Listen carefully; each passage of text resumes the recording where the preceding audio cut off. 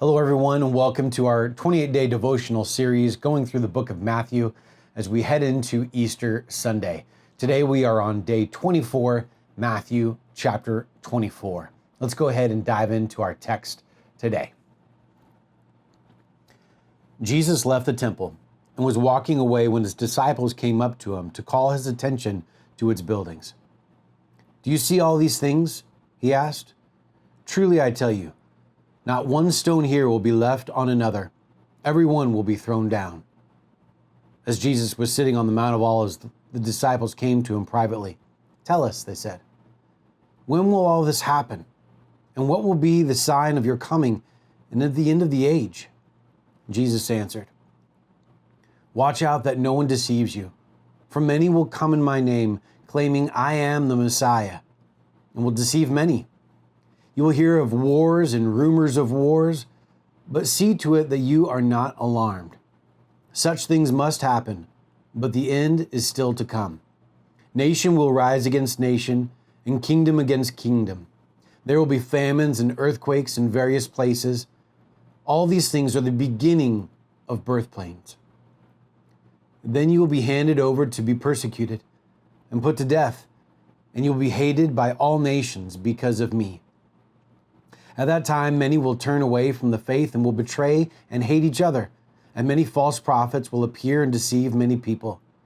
Because of the increase of wickedness, the love of most will grow cold, but the one who stands firm to the end will be saved. And this gospel of the kingdom will be preached in the whole world as a testimony to all nations, and then the end will come. So when you see standing in the holy place the abomination that causes desolation, spoken of through the prophet Daniel, let the reader understand. Then let those who are in Judea flee to the mountains. Let no one on the housetop go down to take anything out of the house. Let no one in the field go back to get their cloak. How dreadful it will be in those days for pregnant women and nursing mothers. Pray that your flight will not take place in winter or on the Sabbath, for then there will be great distress, unequaled from the beginning of the world until now, and never to be equaled again. If those days had not been cut short, no one would survive. But for the sake of the elect, those days will be shortened. At that time, if anyone says to you, 'Look, here's the Messiah,' or 'There he is,' do not believe it. For false messiahs and false prophets will appear and perform signs and wonders to deceive, if possible, even the elect. See, I have told you ahead of time. So if anyone tells you, 'There he is, out in the wilderness,' do not go out, or 'Here he is, in the inner rooms,' do not believe it. For as lightning that comes from the east is visible even in the west, so will be the coming of the Son of Man. Wherever there is a carcass, there the vultures will gather. Immediately after the distress of those days, the sun will be darkened, and the moon will not give its light. The stars will fall from the sky, and the heavenly bodies will be shaken. Then will appear the sign of the Son of Man in heaven. And then all the peoples of the earth will mourn when they see the Son of Man coming on the clouds of heaven with power and great glory. And he will send his angels with a loud trumpet call, and they will gather his elect from the four winds, from one end of the heavens to the other. Now learn this lesson from the fig tree. As soon as its twigs get tender and its leaves come out, you know that the summer is near. Even so, when you see all these things, you know that it is near, right at the door. Truly, I tell you, this generation will certainly not pass away until all these things have happened. Heaven and earth will pass away, but my words will never pass away. But about the day or hour, no one knows. Not even the angels in heaven nor the Son, but only the Father. As it was in the days of Noah, so it will be at the coming of the Son of Man. For in the days before the flood, people were eating and drinking, marrying and giving in marriage, up to the day Noah entered the ark. And they knew nothing about what would happen until the flood came and took them all away. That is how it will be at the coming of the Son of Man. 2 men will be in the field, one will be taken and the other left. 2 women will be grinding with a handmill, one will be taken and the other left. Therefore keep watch, because you do not know on what day your Lord will come.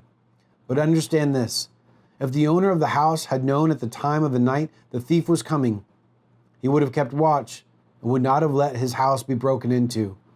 So you also must be ready, because the Son of Man will come in at an hour when you do not expect him. Who then is the faithful and wise servant, whom the master has put in charge of the servants in his household to give them their food at the proper time? It will be good for that servant whose master finds him doing so when he returns. Truly I tell you, he will put him in charge of all his possessions.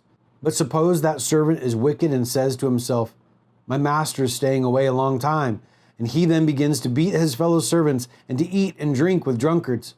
The master of that servant will come on a day when he does not expect him, and at an hour he is not aware of. He will cut him to pieces and assign him a place with the hypocrites, where there will be weeping and gnashing of teeth. Matthew chapter 24. So now you'd be asking, so Trent, can you explain all of this? No, I can't explain all of this. I can explain some of it. Ultimately, though, as we read through this chapter and pull out application notes for ourselves, we must look at this, that this is in red letters. These are Jesus's words about the coming days. In recent generations, it's talked about, is hell really a real thing? Is the end times a real thing? It is a fictitious myth like the Lord of the Rings. And Jesus himself is, no. This is what will take place. And are you going to be ready? So do we live in fear from this point forward? I say no. Should we live ready? I say yes. Being ready versus living in fear are two completely different things.